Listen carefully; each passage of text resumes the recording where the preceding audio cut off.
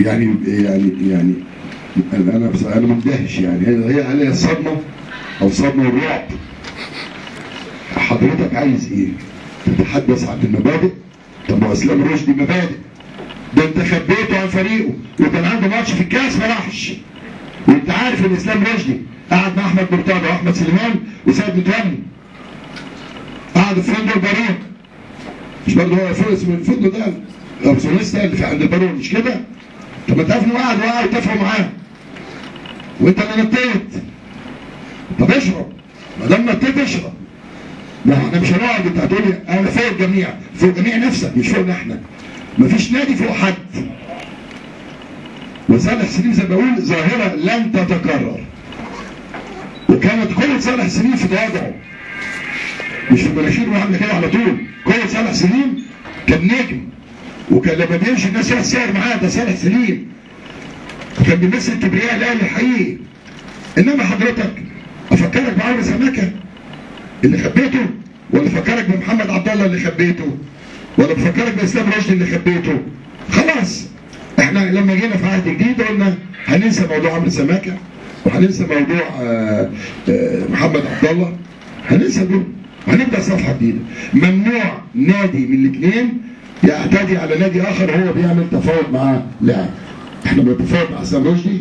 كلمني انا شخصيا قال لي انا بموت في الزمالك، شوف دمي بينقط زمالك. حضرتك دخلت في الصفقه تمام؟ طب اسلام رشدي انا معايا للسجن بتاعه ومش هيلعب طول ما السجن في جيبي. فانت اللي دخلت على ودخلت امتى؟ يا اخي واحده اتجوزت وخلفت راح تخطبها خلاص. يعني اتجوزت وخلفت خلاص راح تخطبها. يا جماعه ادي العقد اهو. ده عقد بيننا وبين اتحاد الشرطه في 14/5/2014. يعني بقى له قد ايه؟ شهر تقريبا. موقع من السيد مستشار احمد جلال نائب رئيس النادي والاخوه المسؤولين عن اتحاد الشرطه. العقد اهو بيقول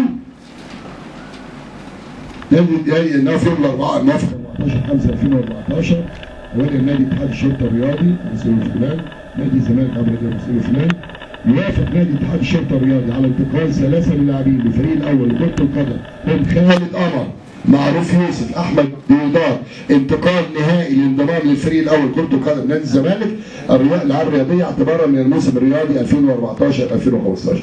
البند الثاني اتفق الطرفان على يدفع نادي الزمالك الالعاب الرياضيه لنادي اتحاد الشرطه مقابل انتفاع اللاعبين 3 مبالغ كذا.